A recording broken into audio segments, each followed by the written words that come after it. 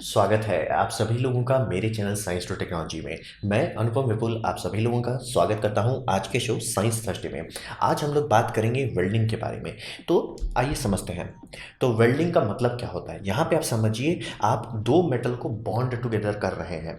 और आप बोलेंगे कि इसके बिना हम लोग कैसे करते थे। इसके बिना हम लोग रिविट्स का इस्तेमाल करते थे, बोल्ट्स का इस्तेमाल करते थे। तो वेल्डिंग ये दोनों का बड़ा भाई है, परमानेंट वेल्डिंग करता है और एक्स्ट्रा वजन नहीं ऐड होता है। यानी कि आप बोल्ट जब भी किसी बिल्डिंग में लगाते हैं तो बोल्ट का वजन ऐड होता है। आपको भले लगेगा उतना वजन कहाँ से आता होगा, लेकिन आप इमेजिन कीजिए कि कोई बड़ा सा ब्रिज है जिसमें आप बोल्ट इस्तेमाल कर रहे हैं। पता चला कई सौ टन का आपका सिर्फ बोल्ट ही हो जाएगा। या रिविट्स भी इस्तेमाल, रिविट्स बोल्ट से हल्का होता है लेकिन उसमें भी बहुत वजन ऐड हो जाता है। तो वेल्डिंग के बारे में लोग कूदने पड़ेगी, ऐसा तरीका बनाओ कि दो मेटल को सीधा सीधा जोड़ दें। मतलब बीच में टेप लगा के, फ्रेम लगा के, रिवेट लगा के, बोल्ट लगा के नहीं, सीधा सीधा जोड़ दें। इसी को हम लोग वेल्डिंग कहते हैं। तो जनरली जो है, इसको करने का दो मेन चीज़ लगता है ये करने के लिए। पहला हाई टेम्परेचर, यानी कि मेटल एक सॉलिड होता है रूम टेम्परेचर पे। अगर उसका टेम्परेचर आप बढ़ा देते हैं, जैसे कि 800 डिग्री सेल्सियस से स्टार्ट करके 1500 डिग्री सेल्सियस या 2000 डिग्री सेल्सियस तक चले जाते हैं, तो वो लिक्विड फेज के पास पहुंचने लगता है। और उसमें फिलर डाल के, यानी कि आप जैसे मान लीजिए दो मेटल ला रहे हैं और यहाँ पिघला रहे हैं, तो वो गड्ढा बन जाएगा वहाँ पे जनरली हम लोग फिलर भर देते हैं, ताकि वो जगह, मतलब जो गैप है वो कमज़ोर पॉइंट ना बन जाए। जैसे मान लिया आपका मेटल एकदम सॉलिड है, ठीक है, और वहाँ पे एक जगह पे गड्ढा है, मेटल वहीं से उठेगा जहाँ पे गड्ढा पड़ा हुआ था। तो वेल्डिंग जनरली वीक स्पॉट बनता था पहले। तो फिलर डाल डाल के हम लोग ये समझ गए कि अब ऐसी वेल्डिंग की जा सकती है कि अगर आपका सारा सेटिंग सही है, आप सही तरीके से कर रहे हैं, मेटल का वेल्ड जो है एग्जैक्टली वैसा बिहेव करेगा जैसा वो नॉर्मल हो। तो मतलब आप जोड़ के एक बहुत बड़ा यूनिट बना सकते हैं। तो हाई टेम्परेचर चाहिए और फिलर चाहिए। और जनरली चूंकि हमारा एटमॉस्फेयर में ऑक्सीजन है और नाइट्रोजन है, ये दोनों रिएक्टिव होता है। ऑक्सीजन तो बहुत रिएक्टिव होता है, ये तो आपको पता ही है, लेकिन नाइट्रोजन भी हाई टेम्परेचर पर रिएक्ट करने लगता है। और मेटल्स एलिमेंट से बने होते हैं। एलिमेंट ऑक्सीडाइज करता है, हर एलिमेंट ऑक्सीडाइज करता है, चाहे वो एल्यूमिनियम हो, चाहे वो आयरन हो, चाहे कुछ भी हो। हर एलिमेंट ऑक्सीडाइज करता है हाई टेम्परेचर पे, बहुत हाई स्पीड से करता है। इसीलिए वेल्डिंग करना इतना आसान नहीं होता है, क्योंकि गर्मी से अगर सिर्फ काम चल जाए या फिलर से काम चल जाए तब तो कोई टेंशन वाली बात नहीं। लेकिन आप उसको किसी कारण से, कारण बोल रहा हूँ मतलब किसी तरीके से ऐसा करना होगा कि उसे वातावरण से आइसोलेट करें, कि भैया वातावरण का ऑक्सीजन और नाइट्रोजन तुमसे रिएक्ट ना करे। तो इसीलिए जनरली शील्डिंग इस्तेमाल की जाती है। और ये एक परमानेंट टाइप का ऑप्शन रहता है। जैसे मान लीजिए आप कोई प्रोटोटाइप बना रहे हैं, तो वहाँ लोग बोल्ट इस्तेमाल करेंगे। जल्दी जल्दी करना है तो लोग जनरली रिविट्स का इस्तेमाल करते हैं। लेकिन अगर वेल्डिंग आप करते हैं तो ये परमानेंट हो जाता है, इसमें आप कुछ नहीं कर सकते। रिविट के केस में रिविट को ड्रिल करके हटाया जा सकता है, वेल्डिंग के केस में आपको काट के हटाना पड़ेगा। तो मतलब ये काफ़ी परमानेंट होता है, इसमें मतलब तिगड़म नहीं कर सकते। एक बार अगर ढंग से वेल्डिंग हो गया, आप माइक्रोस्कोप से भी अगर उस जगह पर देखेंगे आपको गैप नहीं मिलने वाला। वो ये हो गया है, मतलब दो मेटल मिक्स हो गया, बॉन्ड हो गया, फ्यूज़ हो गया एक साथ। तो इसी को हम लोग वेल्डिंग कहते हैं। तो सबसे पहले वेल्डिंग का जो सबसे कॉमन एक्सपीरियंस रहा होगा आपका, वो होगा स्टिक वेल्डिंग का, जो मतलब ऐसे क्लैंप में छड़ी लगा के टट टट करके वेल्डिंग करते हैं। तो ये एक सिंपल सिस्टम है, हर जगह आपको देखने को मिलता है। मैं लिख के दे सकता हूँ कि आप इसको देखे होंगे।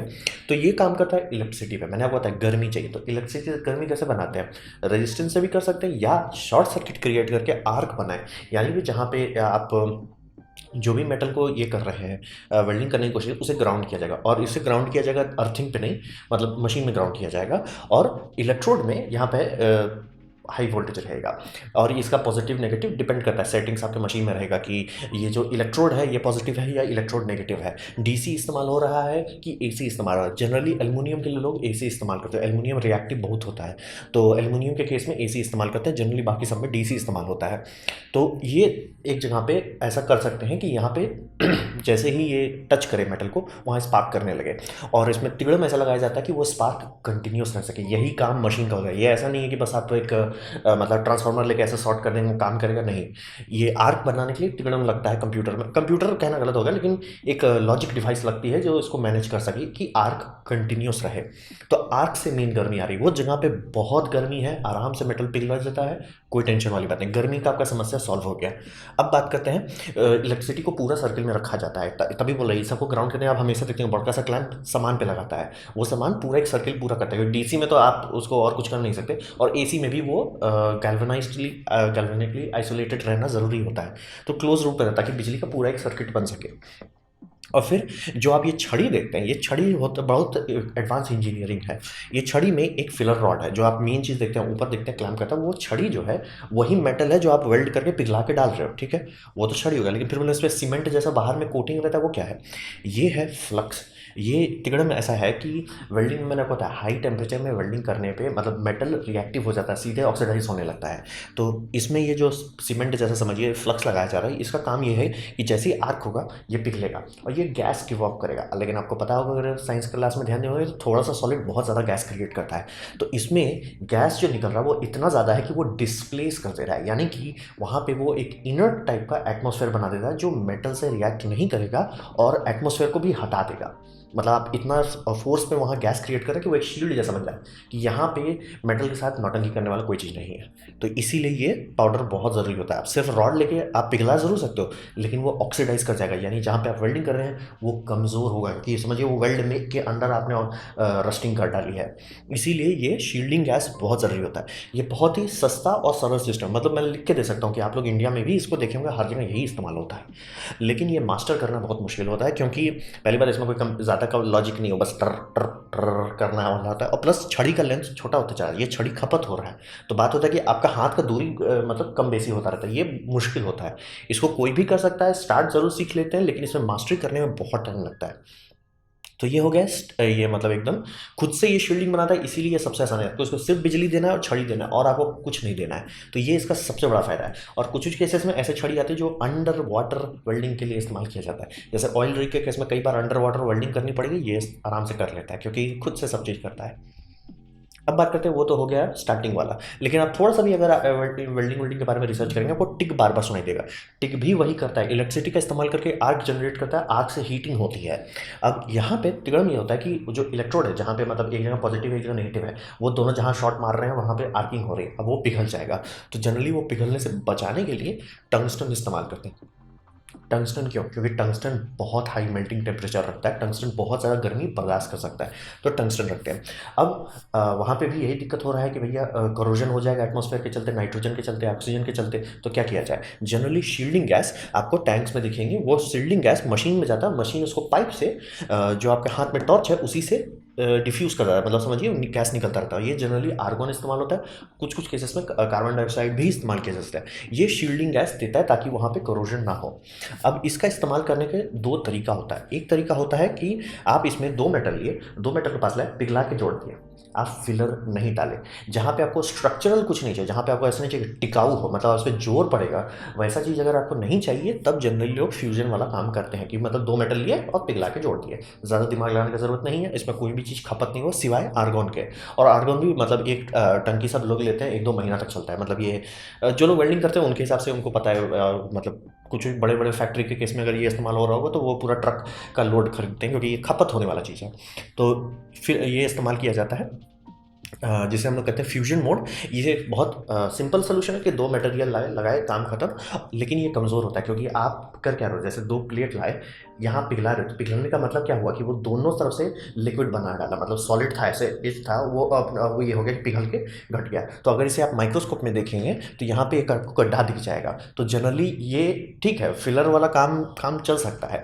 तो जनरली लोग को ये हुआ कि ठीक है हम लोग इसके दो तरीके से इस्तेमाल करेंगे। पहला आपको सिर्फ दिखाने के लिए, जैसे मान लीजिए फैंसी पीस बना रहे हैं, आर्ट पीस बना रहे हैं, डेकोरेशन पीस बना रहे हैं, तो सिर्फ ये कर दो भैया, फ्यूजन कर दो, ज़्यादा दिमाग लगाने की ज़रूरत नहीं है। लेकिन अगर कुछ ठोस चाहिए, सॉलिड चाहिए, तब आप फिलर रॉड इस्तेमाल करोगे। और ये रॉड आप दूसरे हाथ से दोगे, जैसे कि हम पहले वाले में रॉड था कि वो आप वही इलेक्ट्रोड के तौर पर काम कर रहा है, यहाँ वैसा नहीं। यहाँ पे रॉड आप अपने हाथ से कंट्रोल कर करके डालते जाएंगे।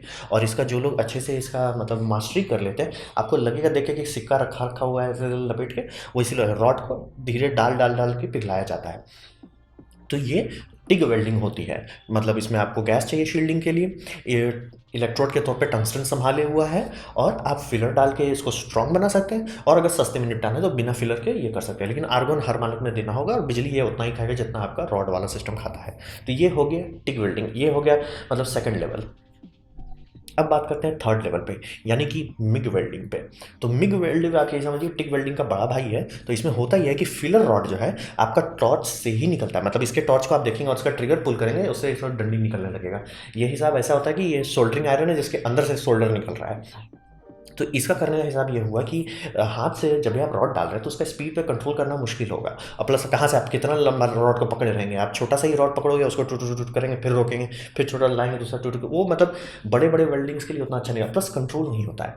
तो हिसाब ये किया गया, मिग बनाया गया, आर्क टेक्नोलॉजी पे ही डेवलपमेंट किया गया, और उसमें ये किया गया फिलर रॉड को स्पूल से निकालो, मतलब जैसे 3D फिलामेंट में आप देखते हैं एग्जैक्टली वैसा ही रहता है, बस फिलर रॉड जो है मशीन से होकर निकलती है, और इसका इस्तेमाल आपके मतलब आपके हाथ में दो चीज़ नहीं रहेगा, आपके हाथ में सिर्फ और सिर्फ टॉर्च रहेगा। ऑब्वियसली आप सामान को पकड़ सकते हैं, लेकिन सिर्फ एक हाथ से ये काम किया जा सकता है, क्योंकि इसमें जो मतलब टॉर्च है, टॉर्च के अंदर से ये आ रहा है, फिलर मटेरियल आ रहा है, आपको कोई झंझट नहीं, ये बिना फिलर मटेरियल के काम नहीं करेगा, इसे बनाया जाता है फिलर मटेरियल के तौर पे। और कुछ कुछ केसेस में पहले तो सीधा सीधा तार इस्तेमाल होता था, बाद में किसी को कि इस तार के अंदर ऐसा कर दें कि फ्लक्स डालते हैं, जैसे कि आपको पता होगा सोल्डरिंग का तार जो आप रखते हो कभी भी खाली सोल्डर नहीं होता, उसके अंदर फ्लक्स कोर होता है, तो ऐसा इसमें भी किया जाता है। तो इसमें ये फ़ायदा होता है कि आर्गोन महंगा गैस होता है, तो आर्गोन की जगह पे कार्बन डाइऑक्साइड में कर, लेकिन कार्बन डाइऑक्साइड उतना अच्छा नहीं होता शील्डिंग गैस के तौर पर, तो इसके अंदर जो फ्लक्स रहता है वो बाकी का कमी पूरा कर देता है। तो ये एक तौर से महंगा हो जाता है, लेकिन इससे ये फायदा होता है कि शील्डिंग गैस का मतलब कंटिन्यूसली चलाने में खर्चा कम आता है, तो काफ़ी लोग उसका इस्तेमाल करते हैं फिलहाल। और कुछ कुछ फ्लक्स का सिस्टम ऐसे आते हैं जिसमें आपको गैस का ज़रूरत ही ना पड़े, लेकिन वो तो बहुत महंगा हो जाता है, और ये बहुत महंगा होता है, बहुत एक्सपेंसिव है। आप समझ लीजिए कि इसको गैस को कंट्रोल करना है, इसको बिजली को कंट्रोल करना है, इसको पल्स को कंट्रोल करना है, प्लस इसमें एक तो फिलामेंट जा रहा है उसका हिसाब देखते रखना है, तो ये बहुत महंगा पड़ता है। लेकिन अगर आप इसको मास्टरी कर लेते हैं इस पर, ये राजधानी एक्सप्रेस का बड़ा भाई है, मतलब छड़ी सबसे नीचे आएगा, टिग उससे थोड़ा ऊपर आएगा, ये सुर काम खत्म, फुर्सत नहीं है इसका। मशीन से बना बना के रोबोटिक आर्म में आप कई जगह पे फैक्ट्री में देखते हो रोबोटिक आर्म वेल्डिंग कर रही, कई बार वो इसी का इस्तेमाल कर रही होगी मिक्स सिस्टम का, क्योंकि मिक्स सिस्टम ऑब्वियसली रोबोट को प्रोग्रामिंग करना अच्छा नहीं रहेगा कि वो बार बार रॉड का लेंथ चेंज करता है। दूसरा उसके पास दूसरा हाथ नहीं रखेंगे कि अच्छा एक रोबोटिक आर्म बनाए कि जो टॉर्च घुमा रहा है, दूसरा रोबोटिक आर्म डाले कि वहाँ फिलर डाल रहा है, तो मिग जनरली इस्तेमाल किया जाता है। रोबोटिक वेल्डर्स जब भी आप टाइप करेंगे जनरली आपको जो देखने को मिलेगा वो मिग ही होगा। अब बात करते हैं, ये सब तो जो मैंने आपको बताया ये सब आप अमेज़न पे खरीद सकते हैं। स्टिक वाला तो मार्केट में आराम से मिल जाएगा, टिग वाला थोड़ा सा मेहनत करने पे मिलेगा, और मिग वाला थोड़ा ज़्यादा हो जाएगा, लेकिन आपको मिल ज़रूर जाएगा।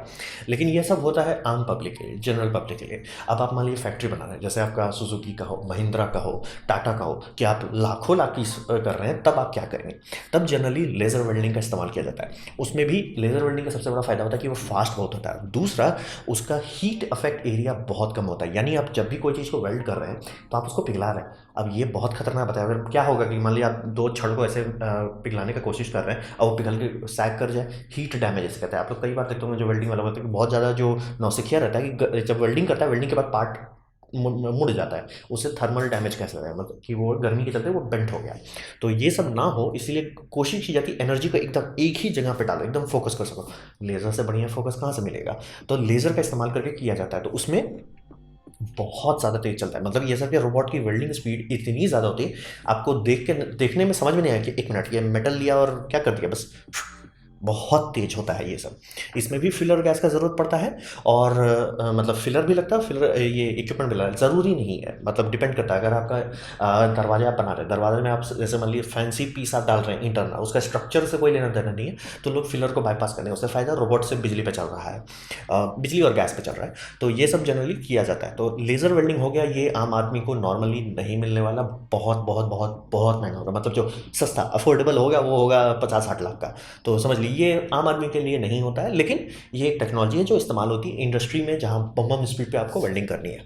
अब इसका बड़ा भाई पे आते हैं, तो ये हुआ इलेक्ट्रॉन बीम वेल्डिंग। अगर आपको पुराना CRT टीवी याद होगा तो उसमें याद होगा हम लोग इलेक्ट्रॉन बीम इस्तेमाल करते हैं ड्रॉ करने के लिए। किसी को आइडिया है उसी को लेकर उसमें कुछ ज़्यादा पावर क्यों ना डाल दिया जाए, तो उसका फ़ायदा पावर बहुत ज़्यादा आता है, साइड इफेक्ट वो वैक्यूम में ही काम कर सकता है, कि इलेक्ट्रॉन फोटॉन्स की तरह नहीं है, जो फोटॉन्स कहीं पे भी जा सकता है, इलेक्ट्रॉन दूसरे एटम्स के साथ ज़्यादा इंटरेक्शन रखता है, तो मतलब समझिए इलेक्ट्रॉन आर पार किसी चीज़ के नहीं जा पाएगा उतना आसानी से फोटॉन जा सकते हैं, तो उस कारण से इसे वैक्यूम चेम्बर में रख के किया जाता है। इसका फ़ायदा ये बहुत ज़्यादा पावरफुल होता है, मतलब इसको कहा जाता है कि ये 1 इंच थिक स्टील में लगभग 1/4 इंच तक घुस जाएगा, और उसका जो मतलब होल बनेगा कि कितना बड़ा एरिया से वो घुसा था वो बहुत कम होगा। लेज़र में आप ऐसा कर सकते हैं कि वो उतना बड़ा एरिया को काट डाले, लेकिन आपको साइड इफेक्ट होगा, डैमेज जो एरिया में है वो बहुत ज़्यादा होगा, और कई बार यही एक मेन समस्या रहता है कि आप पिघला सकते हैं, पिघलाने में कोई बड़ी बात नहीं है, लेकिन नहीं पिघलाना चाहते आप, मतलब कि यहाँ पिघले, इससे 1 मिलीमीटर बगल में ना पिघले, 1 मिलीमीटर बगल में ना पिघले।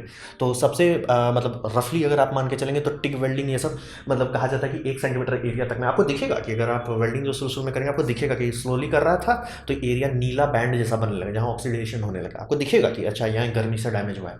लेज़र में ये बहुत छोटा होता है, इलेक्ट्रॉन में उससे भी छोटा होता है, तो मतलब बहुत कम डैमेज करता है वो अगल बगल वाले मेटल को और वहीं पे एनर्जी डाल पाता है जहाँ डालना चाहता है।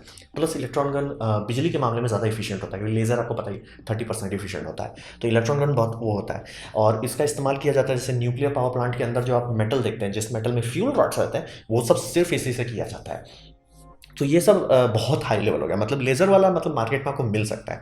इलेक्ट्रॉन वाला सिस्टम ये बहुत एडवांस है, लेकिन अगर तिगड़म वाला चीज़ है सिर्फ यही मशीन कर सकता है। जैसे कि अगर आप बोल देते हैं कि कार्बाइड को स्टील के साथ बॉन्ड करो बहुत हाई स्ट्रेंथ पे, कि मतलब हम इसको जेट इंजन के अंदर लगाएंगे, तब सिर्फ यही मशीन कर पाता है। तो इस मशीन का रिक्वायरमेंट बहुत हाई लेवल पे होता है। लेज़र वाला कार फैक्ट्री वैक्ट्री में आपको देखने को मिल जाएगा, इलेक्ट्रॉन वाला थोड़ा मुश्किल होगा। तो ये मतलब हो गया एकदम दादाजी लेवल पे आप वेल्डिंग कर रहे हैं तब। तो ये था मेरा प्रेजेंटेशन वेल्डिंग के बारे में, ये कौन सी दुनिया है, कैसे चलती है। उम्मीद करता हूँ आपको एक थोड़ा रफ आइडिया होगा कि क्या हो रहा है। तो अगर ऐसा रहा, आपको कुछ सीखने को मिला, आपको समझ में आया, तो आप लाइक कर दें, दोस्तों शेयर कर दें, उससे मेरा काफ़ी भला होगा। नहीं अच्छा लगा, नहीं पसंद आया, कोई बात नहीं, आप डिसलाइक कर सकते हैं। मैं कहूँगा डिसलाइक 2 बार दबाएं, उससे मुझे पता चलेगा कितना नापसंद हुआ है। मैं आपसे कहूँगा कमेंट लिखें, मैं हर कमेंट की जवाब देने की कोशिश करता हूँ। आपसे कहूँगा सब्सक्राइब कीजिए, बेल दबाइए अगर आप फ्री हैं तो। आपने मेरा वीडियो देखा, जानकर मुझे बहुत खुशी हुई। धन्यवाद।